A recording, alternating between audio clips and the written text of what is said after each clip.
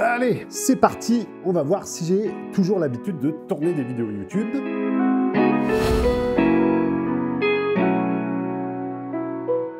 Alors vous voyez souvent à la télévision des avant-premières de films, des stars sur les tapis rouges, des interviews à la presse où les acteurs sont comme ça devant des micros et vous vous demandez souvent à quoi ça sert et qu'est-ce que c'est concrètement une avant-première. Alors il y a peu de temps, j'ai été invité à l'avant-première du film L'Héritage, réalisé par Mélanie Grandcourt. Il était une fois une petite famille d'alchimistes qui venait d'inventer une machine capable de transformer les souvenirs en réalité. D'ailleurs, un grand merci à toute l'équipe pour l'accueil et pour leur invitation. Et je me suis dit que cette invitation, c'était l'occasion pour moi de vous dire ce que c'était une avant-première et qu'on en parle ensemble. Cette vidéo sur les avant-premières, grâce à l'invitation de l'équipe de l'Héritage, je vais pouvoir vous la documenter. Il va y avoir plein d'images pour vous expliquer c'est quoi une avant-première. Et ça, c'est cool. Alors, déjà, la définition d'une avant-première. Une avant-première, concrètement, c'est quoi ?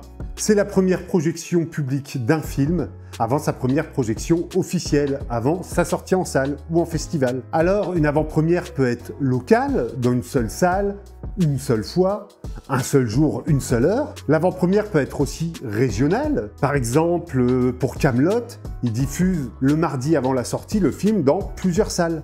Et souvent, l'équipe fait le tour des villes comme ça pour présenter le film. C'est pas forcément les mêmes dates de projection. Et vous avez aussi les avant-premières prestigieuses, celles qu'on voit souvent à la télé, où on a le tapis rouge, de la promo à foison, des médias, des stars, des influenceurs. Enfin bref, là, on est sur des avant-premières qui coûtent très cher. Alors c'est quoi l'objectif d'une avant-première? Eh bien, c'est de présenter le film pour la première fois à un public, de créer l'événement, de tester les réactions du public, sentir un peu l'avis du public par rapport au film, mais aussi offrir une expérience spéciale aux gens. Une avant-première a plusieurs objectifs, celle de promouvoir le film, mais aussi de créer des images médiatiques qui serviront pour la presse, les réseaux sociaux. Ça permet aussi de faire rencontrer le public et l'équipe du film. Parce que le public rencontre pas beaucoup les équipes de films. C'est deux mondes bien séparés.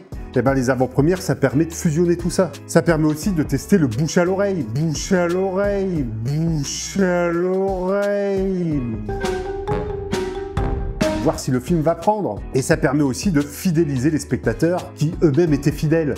Quelqu'un qui suit vachement ce que tu fais, souvent il va venir à l'avant-première et ça va être une espèce de petit privilège que le spectateur va adorer. Alors concrètement, dans le cadre du film L'Héritage, comment elle s'est passée l'avant-première, je vais vous expliquer tout ça avec des super images d'illustration que j'ai faites moi-même. Pour info, cette vidéo devait être un vlog à la base, mais je suis tellement mal à l'aise quand je me filme comme ça avec ma caméra, j'ai tellement l'air d'un con que j'ai préféré la faire à la cool.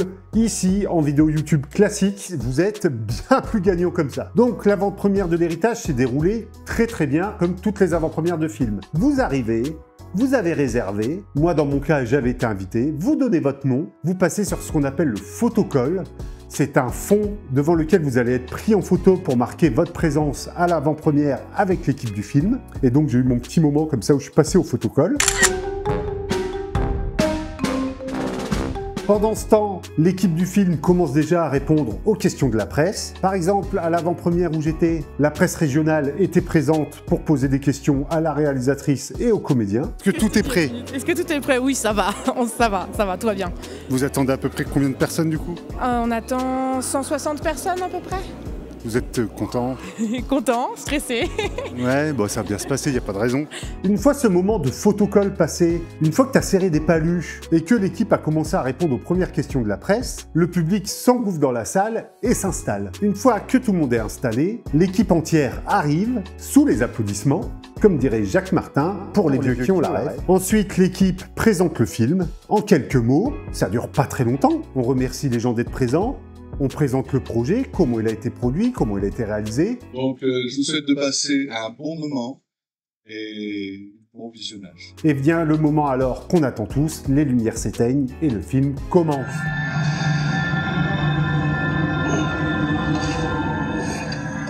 Alors, L'Héritage, je vais vous en toucher un mot. C'est un court-métrage réalisé par Mélanie Grandcourt, produit par l'association À Bout de Film, qui est une fable historico-fantastique, on peut dire ça comme ça. Et moi, c'est un sujet qui me plaît vachement parce qu'il y a des décors, des costumes, l'image est belle. Et moi, rien que ça, j'étais heureux. Une fois le film fini, on rallume les lumières. Souvent, ça applaudit, bien sûr. Et l'équipe revient sur scène pour une séance de questions-réponses avec le public. Alors pour chapeauter toute cette projection, souvent il y a une espèce de maître de cérémonie qui a le micro et qui passe la parole aux uns et aux autres. Une fois la projection finie, on va boire un coup, il y a un pot, un buffet, et ça permet de rencontrer les membres de l'équipe, le public, et tout le monde discute avec tout le monde et on passe un super moment. Voilà pour résumer comment ça se passe une avant-première. Et il faut savoir qu'il y a différents types d'avant-premières. Vous avez les avant-premières presse, qui sont des projections conçues où on n'invite que la presse, qui va pouvoir derrière faire des articles sur le film. Et souvent, pour être honnête, quand vous n'avez pas d'avant-première presse, c'est que le producteur et l'équipe du film ne sentent pas le film et c'est qu'il va se faire démonter par la presse et du coup, il ne le présente pas à la presse. Ensuite, vous avez aussi des avant-premières de gala qui sont souvent des avant-premières qui sont plus là pour faire parler du film et faire de l'image pour les réseaux sociaux, par exemple. Et les avant-premières tests, on le montre à un public test. Et en fonction des retours, des fois, on retouche le film. Alors les avant-premières tests comme ça, il faut savoir qu'aux États-Unis, c'est limite à 100% pour chaque film. Alors pour les acteurs, les réalisateurs et l'équipe du film, une avant-première, c'est un peu de trac, un peu de fierté, mais c'est aussi la peur du verdict, de savoir ce que le public va penser de ton film. Alors que pour les fans, souvent, c'est le sentiment de vivre un moment privilégié et unique. Et pour le cinéma en tant que tel, ça a créé un moment de communion autour du film. Alors en parlant du cinéma, il faut savoir qu'une salle de cinéma pour une avant-première, ça se loue. Et ça se loue très cher, ça coûte la peau du cul. Mais souvent, une salle de cinéma, ça se loue à l'heure, au quart d'heure ou à la demi-heure, et ça coûte une couille. Ajoutez à ça la production du buffet, des goodies, du photocall. Des fois, on fait un dossier de presse. Eh bien, une avant-première, c'est un coût financier. À prévoir dans le budget du film, à la base, bien sûr. C'est pour ça que des fois, vous entendez parler de budget de production et de budget de diffusion. En fait, une avant-première, c'est un peu comme l'avant-première d'une pièce de théâtre, sauf que là, tu peux plus rien changer pendant la projection du film. Et après la projection du film, j'ai eu la chance de partager un petit moment avec la réalisatrice et les deux comédiens du film. On a pu parler un peu du projet, de leur ressenti sur l'avant-première, et ça, c'était super sympa. Merci à eux. J'ai la chance de travailler avec une équipe fixe avec qui je travaille 365 jours dans l'année. C'est-à-dire que c'est des gens qui commencent à me connaître avant même que j'ai pu parler ou avant même que j'ai pu en donner le dossier de production. Et donc, en fait, tout est fluide entre nous. Il n'y a plus de blabla, il n'y a pas de non, on peut pas, non. En fait, il nous faut ça. Et tout le monde a fortement conscience qu'il nous faut ça.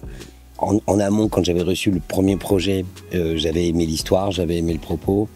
Et puis ensuite, quand on s'est rencontrés physiquement, en fait, on s'est plu et on parlait le même langage et on avait envie tout de suite de créer quelque chose. Donc c'était naturel, en fait. Ça s'est fait naturellement. Et c'est une alchimie. En fait, avec Mélanie, moi, je me retrouve dans une cour de récréation. On a vraiment le même langage. C'est-à-dire que ça devient tout de suite fluide. C'est proche, c'est accessible. Donc on se comprend tout de suite. Alors, nous, on ne savait pas qu'on allait jouer ensemble alors qu'on se connaissait, ça c'est très drôle. Participer à un court-métrage, pour nous, c'est presque un cadeau, quelque part, parce que si on accepte, en tout cas, c'est qu'on en a vraiment envie. C'est un coup de cœur avant tout sur un scénario et sur une réalisatrice. Donc c'était un oui, un oui d'amour d'une réalisatrice. Ça va tellement vite sur un plateau, on n'a pas le temps, il y a trop de choses à prendre en compte, surtout dans l'économie du court-métrage où il faut tout rentrer, il y a moins de budget, on va pas se mentir. Et on s'est dit, si on est déjà à l'aise sur la mise en bouche, sur les intentions de jeu, ça va gagner du temps sur le plateau, parce qu'il n'y a eu que 2 jours de tournage pour 17 minutes à l'écran. C'était quand même assez... un miracle. Effectivement, c'est cette ambiance que nous, on a retrouvée, c'est la raison pour laquelle on est aussi confortable. Parce que se sentir aimé, c'est là où on donne 3000%. Et la peur qui n'est pas dans le même camp, la différence. Alors pour parler de ma petite expérience, j'ai vécu 2 types d'avant-premières. Pour mon court-métrage Orphir, j'ai pu faire une avant-première en dur dans une vraie salle de cinéma, on ne peut plus classique. Alors que pour mon court-métrage Transfert, comme ça tombait en plein pendant la pandémie de Covid-19, j'ai fait l'avant-première sur Twitch, en ligne. Et c'était encore un sentiment totalement différent. C'est une des premières vidéos d'ailleurs que j'ai faites sur cette chaîne pour vous en parler, je vous mets le lien dans la description. Donc une avant-première, c'est bien plus qu'une simple projection. C'est avant tout un événement de communion avec le public et avec la presse. C'est le premier battement de cœur d'un film. Parce que avant que le film appartienne au public, il faut le concevoir et lui donner naissance. Et c'est un peu à ça que sert une avant-première.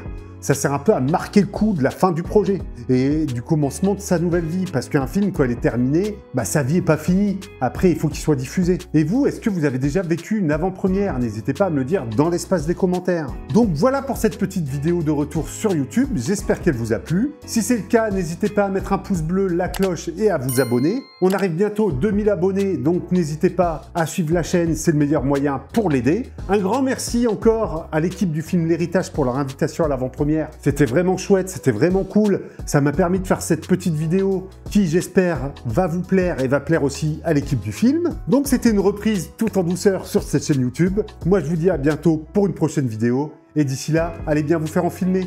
Allez, ciao! Eh ben, j'ai pas trop perdu la main, j'ai l'impression. Pour info, c'est la deuxième fois que je refais la vidéo parce que j'ai oublié d'allumer mon micro à la première prise.